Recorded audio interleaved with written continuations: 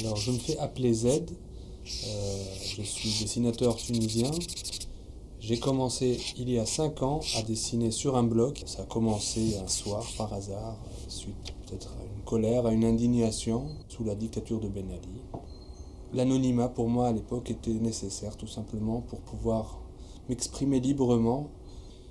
Jusqu'à aujourd'hui, je maintiens cet anonymat alors qu'il y a eu une révolution en 2011, mais les lois n'ont pas trop changé, on n'est pas encore en confiance pour pouvoir faire encore tomber le masque. Donc je maintiens mon masque de Z, caricaturiste tunisien, qui par ailleurs est architecte. Mon métier de caricaturiste, c'est un métier que je pratique le soir.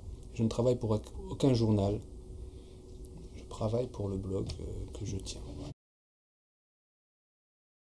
Mes tout premiers dessins étaient toujours illustrés de flamants roses. C'est la mascotte de mon blog jusqu'à aujourd'hui. Je me considère moi-même comme un flamant rose. Pourquoi le flamant rose? À l'époque, en 2008 notamment, il y avait en Tunisie des projets qui devaient se faire, financés par des Émiratis. C'était des milliards et des milliards de projets qui allaient bétonner tout le lac de Tunis. En tant qu'architecte à l'époque, cette histoire me passionnait, me concernait directement. Et face à l'ignorance finalement des gens par rapport à l'impact de ce type de projet, j'essayais de faire un peu de pédagogie, d'expliquer le danger de ce genre de projet, et puis surtout le fait qu'il n'y a eu aucune concertation avec les citoyens, que Ben Ali avait décidé ça avec la famille. Ils allaient prendre en otage tout un lac à Tunis, et notamment tout un écosystème, et les flamants roses qui faisaient un peu la particularité de ce lac, hein, c'était une beauté naturelle qui était là depuis des siècles, voire des millénaires, qui allait finalement disparaître du jour au lendemain. Vous voyez ici une manifestation de flamants roses. C'était la métaphore du citoyen opprimé, le flamant rose. Donc c'était une sorte d'astuce pour pouvoir sensibiliser les gens à ce projet-là, au danger que représentait ce projet, et puis parler politique sans forcément parler directement du régime. Parmi les dessins qui comptent beaucoup pour moi, c'est le dessin que j'avais dessiné un 28 décembre 2010, 15 jours plus ou moins avant que Ben Ali dégage. Ce dessin en fait illustre la fuite de Ben Ali avec toute sa famille, toute sa fortune volée au peuple, montant un avion avec la montagne de Boukornine, qui est une montagne connue à Tunis, qui explose comme un volcan. C'est une illustration de la colère du peuple qui explose.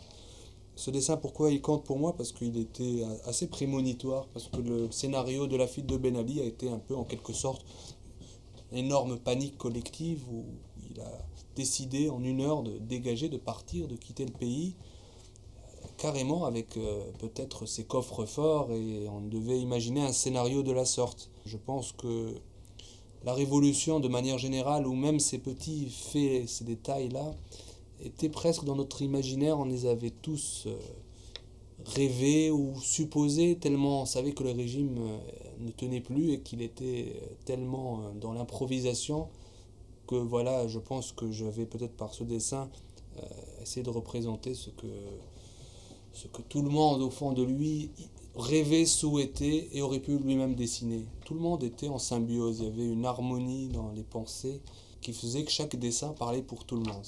J'avais presque l'illusion, sans être prétentieux, de porter par ma plume les idées, enfin les espérances à ce moment précis de toute la Tunisie qui était sur Facebook, qui était complètement en état de choc, en état d'excitation. Je suis obligé de dire qu'aussi à l'époque, il n'y avait pas beaucoup de caricaturistes, hein. Ceux qui étaient présents étaient obligés de ne pas s'attaquer au régime, de ne pas faire de dessins politiques. Donc j'étais malgré moi à l'époque celui qui pouvait exprimer tout ça par le dessin. Je suis plus serein, je dors mieux la nuit que sous Ben Ali, c'est tout. Mais dans la forme même dans la liberté de temps, je ne pense pas qu'il y ait eu vraiment un changement. J'étais libre à la fin par haine contre Ben Ali. Je m'indignais tellement que je dessinais tout ce que je voulais. Et espérons voilà, que tout ça puisse porter ses fruits et qu'on ne sera pas déçu, que toutes ces promesses puissent se concrétiser. Alors, ce dessin. Alors, parmi les dessins que je considère peut-être comme étant pertinents par rapport à l'actualité, mais pas seulement les meilleurs dessins, c'est en réalité quand ils sont dans l'actualité et aussi dans une forme de temps lent. Comme je disais tout à l'heure, le temps lent, c'est-à-dire une sorte de recul, c'est-à-dire je considère que c'est des dessins qui résument un état d'esprit général.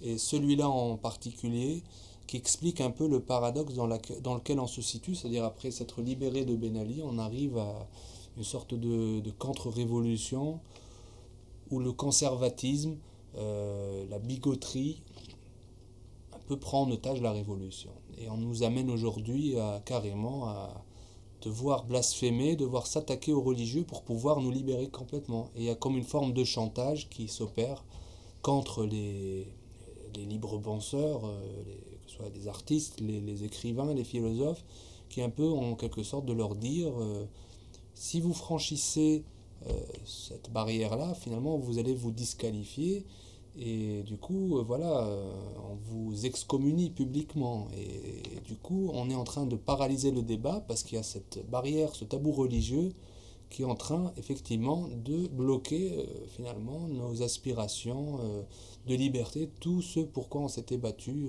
jusqu'au 14 janvier. Ce dessin pour moi effectivement résume un peu cette situation absurde où l'on voit au fait l'État, la police, qui met sur la mèche qui va faire péter la bombe de la révolution bis, on va dire, la deuxième, hein, pas parce qu'il faudra une deuxième révolution pour qu'on se libère complètement, et ben sur cette mèche, il met le livre saint, le Coran. Et en gros, ça veut dire que si on veut faire notre deuxième révolution, c'est faire péter le tabou religieux. Et là, peut-être, on pourra dire qu'en Tunisie, on aura accompli et une révolution politique et une révolution culturelle. Ce qui m'anime, moi, personnellement, c'est souvent quand même la colère. Hein. C'est la connerie, la bêtise. Et surtout quand ça vient des agents du pouvoir, bah, cette colère, pour moi, devient encore plus forte. C'est que ça devient pour moi vraiment une nécessité, du coup, de pouvoir m'insurger par le dessin contre ça. À partir de là, pour moi, ces ingrédients explosifs qui me font bouger, quoi. Je pense qu'un caricaturiste se nourrit des guerres larvées, des conflits.